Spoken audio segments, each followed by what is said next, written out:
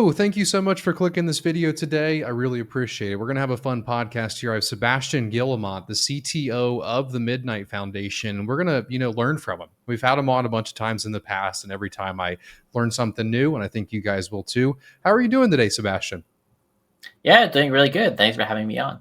Yeah, it's always a pleasure. It's probably been almost a year since we've last had you on, and recently you were brought on as the CTO of the Midnight Foundation. How has that been so far? Yeah, it's been really great. There's a lot of really passionate people in the team. And so it's been great to take a lot of our ambitious ideas, merge it with a lot of the different productization efforts that are going on, and the whole, power of structured organization marching towards shipping. And so it's been a lot of fun and getting to work with a lot of really awesome people. Awesome. So if you had to describe, what Midnight is to somebody who's never heard of it before, I mean, how would you describe it? Yeah, so it's a blockchain that supports a concept we call selective disclosure. That's to say, currently blockchains are public by default. Everything you do is tracked forever. But in a lot of cases, that's not what you want. That's not what companies want because oftentimes for legal reasons, they cannot disclose their entire business. Oftentimes for strategic reasons, they cannot disclose their entire business. It's also not what people usually want, right? You don't want that whenever you go to the convenience store, you go to McDonald's, that your entire bank history and everything you've ever bought is revealed to McDonald's, right? And so what people often want is a kind of concept called we call selective disclosure, which is to say that things are private by default, but you can choose to selectively disclose your information to parties that matter, be it another business for to benefit to be able to have a way to work with them, or be it the government for compliance reasons. You choose what you disclose at what time, and so that's really the core of Midnight, and all the technology we've built is meant to facilitate this kind of functionality. The other thing that really excited me when I was kind of digging into Midnight for the first time was the dual tokenomics model. The idea that you have these night tokens that are generating dust, and then you can use that dust for transaction fees instead of the actual native token. If you look at Ethereum, if you look at Cardano, Bitcoin, etc., you essentially have to spend your investment to use the network. And I think a lot of these blockchains are kind of struggling with kind of getting users to use the blockchain. Whereas on Midnight, you kind of have the opposite approach. You have that token, you're generating this dust that allows you to use the network. One thing I'm curious about is, with that dust token, is there going to be a way to kind of, rent that token to other people? Because imagine, I'm just a big investor. I have a bunch of night tokens. I have a lot of dust, but I don't run a platform or anything. Could I rent that, to like a platform or a video game and allow them to kind of use my dust and allow their users to transact for free? Yeah, that's a great question. So maybe to take a step back and talk about the architecture of Midnight, this kind of concept of dust. So as I mentioned, we have this new functionality we're bringing to the world, which is this selective disclosure functionality. And we think that this is going to be really important for onboarding not only a lot of users who are maybe concerned about, using stable coins, the kinds of things with blockchain, but also a lot of corporates, a lot of governments that are really interested in blockchain technology, but historically have had these, missing features. And so we think with our technology, we can bring them on board. We want to make this onboarding very smooth, right? Both for users as well as for developers. And if interacting with a network requires buying a new token, this is a pretty high barrier to entry because they might think like, oh, this is a really cool use case. I really want to try it out. Oh, but then I need to buy a token. I have to go to Binance or a centralized exchange of some kind, buy some other token, which kind of a lot of commitment to start using a project, right? So we want people to be able to start using Midnight as easily as possible. And so instead of having you pay transaction fees in a native token like you would in Cardano or BTC, where you pay in Bitcoin, you pay your transaction fees in Bitcoin, we instead said, okay, we have a separate token called Dust, and you pay your transaction fees in Dust. And the key thing about Dust is that it's a token that disappears over time. It's not you earn and accumulates and you go buy it on the marketplace. It's decays over time. So it's not something that's meant to accrue long-term value. We have a separate token for that called Night, which I'm not going to go into right now. But so for Dust, the Dust is generated by holding Night on a separate blockchain. So, for example, you have Night on Cardano, or in the future, maybe Night on different blockchains, or Night on Midnight itself. That gives you a certain allocation of dust per day. So every day you can make 10 transactions for free, or 20 transactions for free, or 100 transactions for free. The more Night tokens you own, the more transactions you can create per day. But as you mentioned, for a lot of businesses, they might want to be able to have their users do free transactions. Or you, as somebody who might own Night token, may not necessarily be able to execute that many transactions per day. You're busy doing other things. You'd like to loan that capacity to other people. And we do have a functionality for this. We're technically calling the capacity marketplace, which allows you to basically manage this unused capacity and loan this up to other people. So as a dApp developer, you may want to have your own dust for your own users, or you may partner your dApp with somebody else who has dust for them to basically subsidize transactions for their users. So we've built this whole system, and we're working with different partners to build up this marketplace. And we hope that this will make onboarding significantly easier, especially when you consider in the current era of blockchain, where a lot of people are trying to move over to this new concept called account abstraction, which is that for a similar reason, people don't really want to create a new wallet to go interact with an existing blockchain. If we say, oh, come to Midnight, but also you have to download a new wallet just to use our ecosystem, this is a bit of a barrier to entry. People already have MetaMask, they already have Eternal, they already have Lace. They don't necessarily want to go to a new wallet just to try something out. And so we want to enable people to use Midnight from their other existing wallets, be it MetaMask or something else from a Solana ecosystem like Phantom, or something from Cardano ecosystem like Eternal. We want them to be able to just come in and start using Midnight and have a good feel for it. Of course, with a Midnight native wallet, you'll be able to get more functionality, but just the kind of coming to the door and getting involved in the ecosystem should not require to go download separate piece of software. And so we're working a lot on trying to get this account abstraction and chain abstraction working really well. And one of the key steps to that is not having to pay the gas token that started, right? So you come in, you're an Ethereum user, you hear about this concept like disclosure, you're like, oh, this is really awesome, let me use this. You go to dApp and it just works. It works with your MetaMask wallet, works without you having to pay any fees. All that's orchestrated behind the scenes. And as you become really comfortable with this platform, you really like it, you might go download a Midnight wallet, participate in stuff like governance or staking and other features we're having that are going to come out. Or you might, become a power user and start, getting your own dust to, meet all your high transaction needs. Awesome. Yeah, with the Midnight's kind of being sold as this blockchain that kind of connects Cardano and many other blockchains to each other in a way. How is that kind of going to work? Is there going to be like a bridge to EVM in a sense, and kind of a bridge to Cardano that allows all of these chains to connect together? Yeah, that's a good question, which is how can we effectively connect easily to as many blockchains as possible? So as I mentioned, we have all these goals of doing this dust to abstract away the transaction fees and as account abstraction to enable you to abstract away the wallet. We also want to take it a step further and allow you to come in from different blockchains.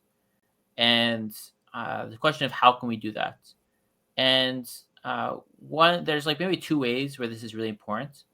One is from a security perspective, right? So as you know from the past few years, this concept of layer twos has been really popular, which is that instead of bootstrapping your own security for a new project, you instead leverage the security of an existing blockchain, existing network, which makes people have a higher degree of trust that your blockchain will be secure. Because, for example, if they trust Ethereum layer 1 security, they have an easier time trusting your layer 2 to be secure. And so, a lot of people are interested in this concept of layer 2s, both for the security inherits, but also because it helps with composability. Right? If you're an Ethereum layer 2, for example, you have better composability with the Ethereum layer 1. You can move tokens between the two, for example, as a protocol bridge. So you don't have to use an external bridge. It's built into the layer 2 itself that you're able to transfer tokens across. And so we really like the concept of this functionality, right? Because we want to, as you mentioned, be kind of the ZK chain for everybody. But how do we do this in practice? Well, you got to start somewhere. And so the first chain that we work with is Cardano. And so currently the way that's set up is that to run a Midnight validator, like if you want to actually create blocks for the Midnight blockchain, you also need to run a Cardano node, right? So Midnight does not run in isolation. You actually need to run a Cardano node in order to be able to make Midnight blocks. That means that Midnight block producers are aware of Cardano stake. They're aware of Cardano stake distribution. They're aware of Cardano addresses. They're aware of people sending Cardano transactions. And so that makes the interoperability with Cardano very easy because you're monitoring both networks at the same time, so to speak. Now, of course, we want this to scale beyond, single blockchain.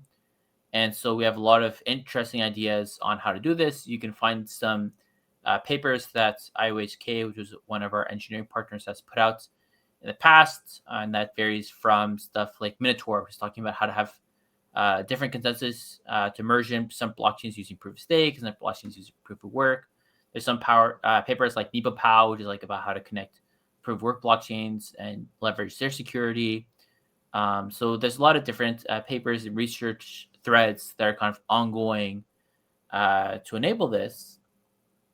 But given that we also have a close relationship with the Cardano community, it made sense as the first blockchain to work with. Which is why not only does running a Midnight node require you to run a Cardano node at the moment, also the Night token, the native token for Midnight, is being distributed on the Cardano blockchain. So it's starting as a Cardano native asset. And so all Cardano holders that claimed their airdrop that ended a few days ago will receive this ability to claim and receive their Night tokens directly in their Cardano wallet on the Cardano blockchain. Yeah, I saw recently that the 24 billion Night tokens were just minted on Cardano. That was pretty exciting to see. When the next phase that's coming up, is the scavenger mine phase. How does that work? Are people going to be kind of running this on their computer? Do you need to have processing power for it? Yeah, so maybe to take a step back and talk a bit about the Night distribution and what that looks like. Okay. So for Midnights, we did not want to sell you a token, right? Yeah. We're not saying, oh, come in and purchase our new token. We're saying, hey, if you have used blockchain in the past, you can just claim your Night tokens. And so we did this, what we call a Glacier Drop, which was a claim period for people from 8 different ecosystems, not just Cardano, but also Bitcoin, Ethereum, and Solana, and some of the other top chains out there. And actually, through that, we got around 50% of the claims were outside of Cardano.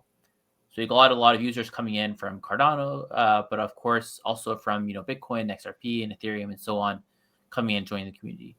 So that helped kind of spread the distribution over to many different chains. But we want to include more people.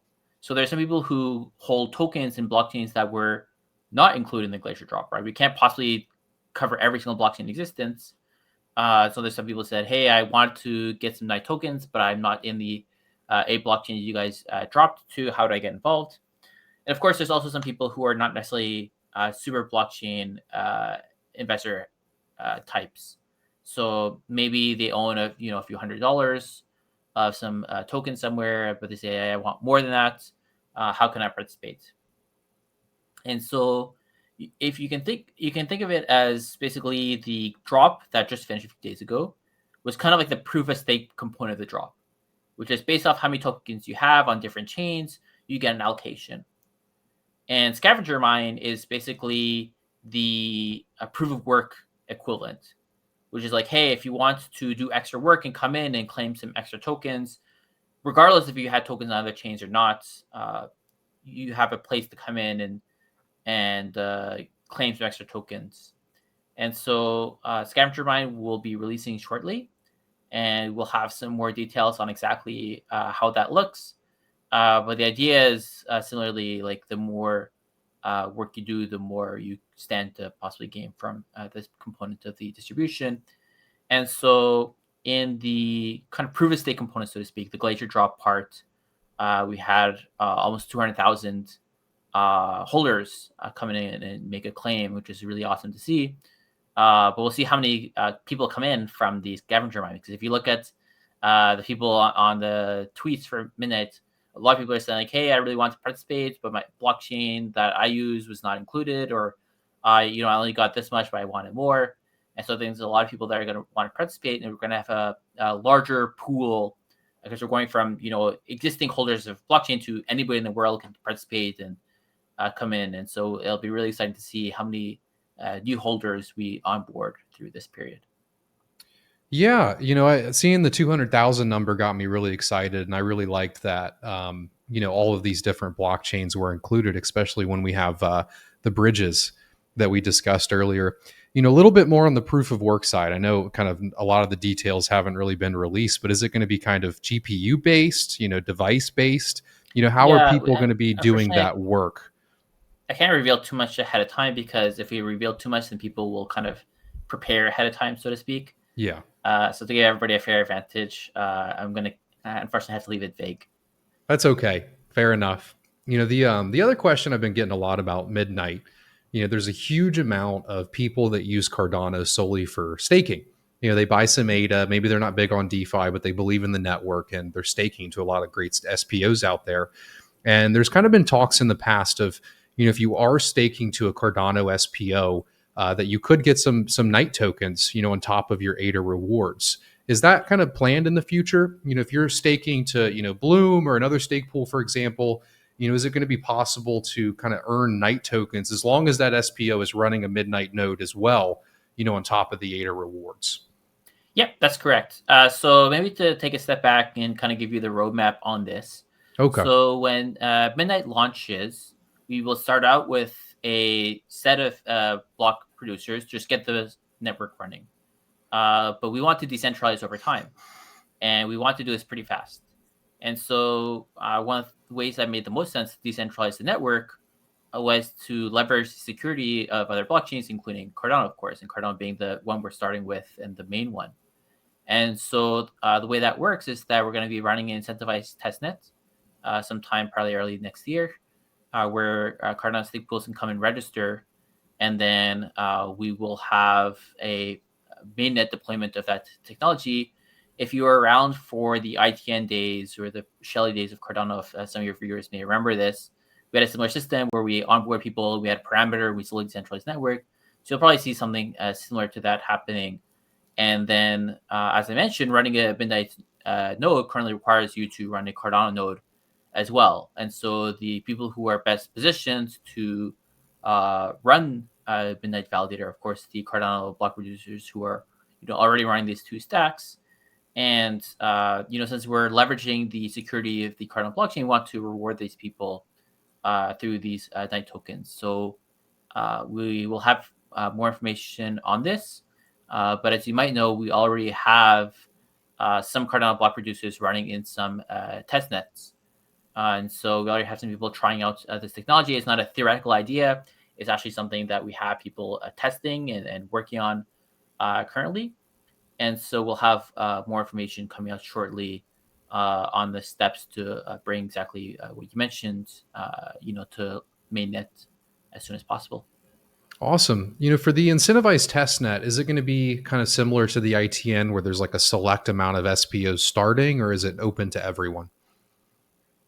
Yeah, that's a good question. There's a lot of different partners we're talking to in relation to this. As you might remember from the ITN days in Cardano, there are a lot of different things you want to test during a test network. Some things are great to have a large different set of actors. Some things require more coordination, which is like, oh, what happens if these many people change the setting in this way? And so there's a variety of different things you'd like to test. And so I know there's like a team of people trying to figure out exactly what that would look like. I don't have a definite answer for you at the moment, but if any Cardano stake pool is listening to this video, I would just say keep an eye out for any opportunities, and we'll have more details coming out. Awesome. Yeah, one thing that we spoke about earlier this year on an X Space was Starstream. I'm kind of curious. With you being the having your new role there, a lot more on your plate. Is that still kind of coming in the future in some capacity? Yeah, sure. So maybe not everybody watching will know about Starstream. So let me take a Yeah. step back and explain what's going on with this. So As I mentioned at the start of this video, there's a lot of new technologies we're working on, like selective disclosure. How we're actually achieving this technology in practice, it's powered by a different technology called ZK cryptography, which you might have heard of.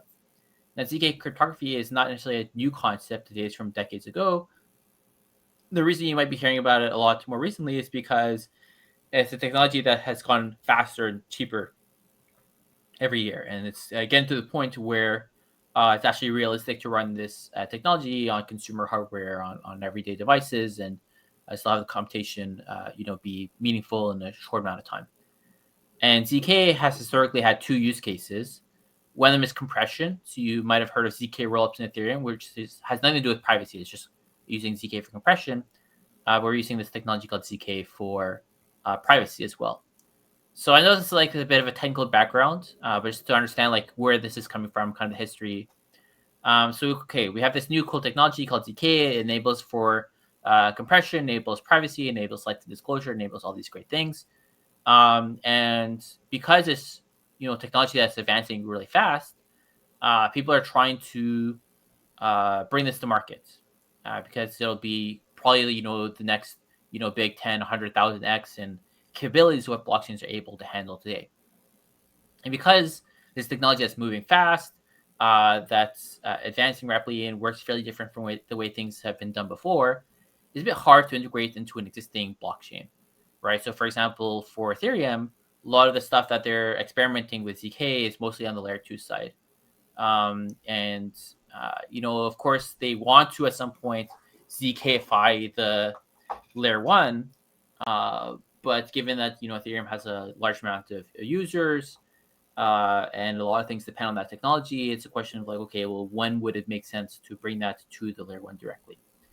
So the equivalent of this for Midnight is basically, okay, well, Midnight's working on all this new technology. Okay, well, we need to move fast and adapt to this. Okay, so let's build a partner chain, the Midnight network, as a standalone thing, but let's make sure it connects into the existing stack, similar to how ZK rollups, these layer 2s on Ethereum, connect into the layer 1. But similarly to Ethereum and everybody else, people want ZK into these layer 1 blockchains. People want ZK into Bitcoin. People want ZK into Solana. People want ZK into Cardano, right? And so in parallel to this, how do we get these technologies into these existing networks, which is a harder problem, but it's something that people want. And so Starstream was a concept that I started earlier this year, back in, maybe it was December last year, actually, which is, okay, well, how do we bring this ZK technology into Cardano? Notably, not as a bolt that you just tack something onto, but rather rethink the entire execution of Cardano. How do you execute smart contracts? How does smart contract work? Because we don't want to just bolt it on as like an awkward thing. We say, okay, well, this technology enables all these new powerful features. How should we redesign the UTXO model from scratch with these features? And if you do that, what do you get? What kind of new powerful primitives do you get from this reimagining of UTXOs? And so Starstream went down that path, and we came up with a really new, interesting way of doing the UTXO model that's ZK based. In fact, I think that as far as I know, it's the only ZK VM powered by UTXOs in the entire world. I don't know any other team in the world doing UTXO plus ZK like this. And so we have a lot of really interesting ideas, but because it has a lot of really interesting ideas, we also struggle to find some other project that had built the cryptography we required for our use case. There are other projects, other startups, other researchers out there that build technology that is close to what we would like for Cardano, but nothing was quite exactly what we would like.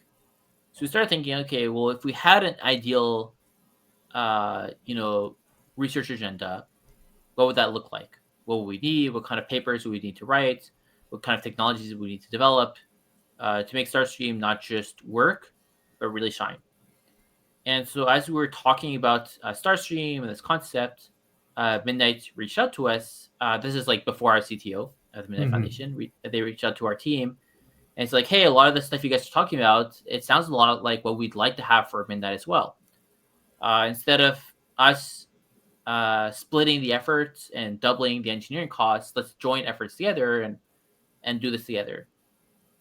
And so we created this new project called Halo 3, which is a technology name, but will be renamed shortly to Nightstream. So if you hear about Nightstream, it's the same thing. And the idea is basically, well, let's come up with this ideal technology together and have the UTXO version of that power Cardano, and that'll be Starstream. And we'll have the account model version of that power Compact, which is the Midnight model. So they have the same underlying technology powering both different chains. It's just that they'll have slightly different views on the technology. Midnight is account-based primarily and Cardano UTXO-based. But also Midnight, because it's a newer network, we'll probably iterate on different technologies faster. You'll probably see that would try and leverage this technology in many different ways. Awesome. Yeah. So, just to kind of break that down in terms of like users, this technology, on the Cardano side and on the Midnight side will, essentially allow a lot more transactions to run through the network. Correct. So as I mentioned earlier, this ZK technology enables two things. It enables privacy, but also, as I mentioned, it enables compression. Yeah. Right. And what do we care about compression? Well, let's talk about Cardano for a second. One of the issues we have with Cardano is dApps that require doing a lot of transactions. Things like transaction chaining, or you might remember drip drops, for example, had to send transactions out to thousands, tens of thousands, hundred thousands of addresses. How do we do this efficiently? And this is a bit hard in the UTXO model. I mean, it's hard in every blockchain, but UTXO specifically makes this a bit difficult. And so wouldn't it be nice if you could say, like, okay, first do a trade on MinSwap, then take the new token and provide liquidity somewhere else, and then maybe also take some of the other money, and then maybe take a loan based off of that. And so you have a few different actions. You want to have all this atomically settle in a single transaction. Instead of having a chain of like 5 different transactions, you have to wait every time for the transaction to finalize and so on. You want all this to happen atomically all at once. This is kind of compression, right? Because you're saying, okay, I have many different actions. I want to compress all this into a single action that happens atomically. And a Starstream enables this. So a Starstream, you can have, multiple different actions all happening in the same transaction. And maybe to dig a bit deeper into the text, I know not everybody watching your video, but some people are a bit more technical. So if people are not as technical, you can kind of, turn off your brain for a second. But Cardano works with a system called UTXOs, right? Whenever you have a transaction in Cardano, you have UTXO inputs, UTXO outputs. And one thing that's really cool about Cardano is that you can have hundreds of UTXO outputs on the same transaction, right? And so that's how systems like drip drops work so efficiently. But transactions are just one set of inputs and one set of outputs, and that's it. Which means that if you need to chain outputs into inputs to something else, you need to be separate transactions. Starstream allows you to take outputs and use them as inputs to a new system, and do that multiple times. So basically, instead of having like one set of outputs, you can keep iterating these outputs and use those outputs into new smart contracts, new smart contract, new smart contracts. So one transaction, instead of being a set of inputs instead of outputs, it's a set of initial inputs instead of final outputs, and a bunch of stuff that happens in between, and then a proof that there existed some set of valid transactions that carry you through all those intermediate states. Yeah, that makes a lot of sense, and I can see the value there. I mean, the closest thing we have to it right now is like zapping on MinSwap, Yeah. where you can go to 2 different pools, but being able to layer that with different DeFi platforms, I think would be really useful. You are a major. Oh, go ahead. Yeah, I think this will help alleviate a lot of the issues you might have seen in the past. Like people talk a lot about batchers. A lot of the issues with batchers revolve around these issues. You might have seen a lot of people talk about transaction chaining. So this is something that DEXs have been tackling with features like zapping. It's features that like I think JPEG Store also had a lot of features at the time where they required transaction chain to work well, and it's a bit awkward. And I think Snack for their meme coin launchpad also ran into some things where they needed transaction chaining so badly that they actually made their own wallet as like an optimized experience for their DApp to unblock themselves. And so transaction chaining has always been this like awkward thing to try and accomplish on Cardano because there's a fundamental protocol limitation. And to get around this, you need like wallets to have a bunch of special behavior, but it's never works 100% of the time unless you can like really finely tune it for that specific DApp. And so with Starstream, we're going to be able to take that concept and actually enshrine it into the protocol itself. Yeah. So transaction chaining is built into the smart contract platform, and it should solve a lot of these issues really nicely. Awesome. Yeah. Another thing is you're a major DREP in the Cardano ecosystem. So I'm kind of curious, how do you think it's, gone so far? And are there any changes that you would like to see to Cardano in the future, whether it be, various proposals or even protocol parameter changes? What do you think the direction that Cardano needs to go in now that it's, fully in the hands of the community? Yeah, so we will have some treasure proposals for Startstream and Nightstream, the two technologies I just mentioned. So for those projects specifically, these are projects that I funded, through my own historical efforts to build these proof of concepts, the developer playground, the technology, the research. All this is stuff that we've funded without any community money for it. Midnight stepped in and said, "Hey, we should join forces," and that's how I became CTO of the Midnight Foundation. And so the Midnight Foundation is now also pitching in financially to this project as well. But obviously, given all of this will deploy to Cardano eventually through Starstream, I hope that we put a lot of money to building a proof of concept. Midnight is putting a lot of money to productize, and we're hoping that Cardano can help support this as well. And it's great to see all the support people have given us and all the excitement around Starstream. So do kind of keep an eye out for that. But obviously, my role as a DREP is not just to propose things, but also, vote on things. And so I was fairly active in the budget process for earlier this year. Have voted on, a lot of the newer proposals. I tend to only vote on technical topics. And so proposals that are not technical, I usually don't vote on them because I'm too busy in the tech to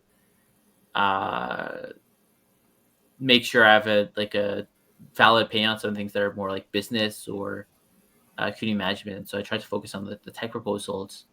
But we'll see what comes up in next year's budget, right? So we, as a community, funded a lot of different efforts in the budget for this year. And it was the first time that Cardano ever had a decentralized budget. And so a lot of it was figure out the process as we go. And so a lot of people had different feedback on Intersect and the government's portals and how all this should be done. And we'll see with the next year's budget, how all that feedback got incorporated in the tools. And hopefully we're going to have a much smoother experience. And I think we'll probably also see a much higher quality of proposals and a much more focused set of proposals. Because for the budget last year is fairly large because there were a lot of existing efforts that were already ongoing, but a lot of different people who, were trying different things. And so it was a lot of like migrating the old system into the new. But now for next year, a lot of these people, as I mentioned, are already funded, right? They already got money. They don't need to come back and ask for more money. They got funding for their efforts. And so we are able to have a much more focused discussion. And so you might have heard of different committees that exist in the community looking into product and technology, roadmap, and all these kinds of things. Which is okay, instead of spreading the money to all these projects that have historically been required, let's think about concretely what is required next. Let's have a look of what technologies are required in the crypto market, what requires adoption, how can we fund specific bets on these technologies, and what would that look like? And so it's been great to see all the different workshops happening across the world, and the people talking to different builders to get thoughts on what those technologies should be and what those best should be. And I think it'll be a much healthier, much more focused discussion next year around. And so I'm looking forward to that. Awesome. Yeah, it's been really exciting to, see how it goes so far. Of course, there's been, ups and downs to it, but, just thinking back to 2019, 2020, the idea of us having, a decentralized governed protocol parameters and a treasury is, it seemed kind of out of this world. And here we are, we have it live. It's been a great show so far today. Is there anything that we didn't cover today that, you want to get out there before we close out? I think we covered a lot of different topics, but I just wanted to also say if you're interested in some of the technology I mentioned, be it Midnight, be it Starstream, or the proof system, we do have groups you can join to be involved in these. So for Midnight, we do have a Discord that's fairly active. We do hackathons there, and the team's responsive to that Discord to help you onboard onto the Midnight testnet. And Midnight's coming soon, so if you want to be an early dApp developer and get, be the first dApp to Midnight, now's the time to get involved.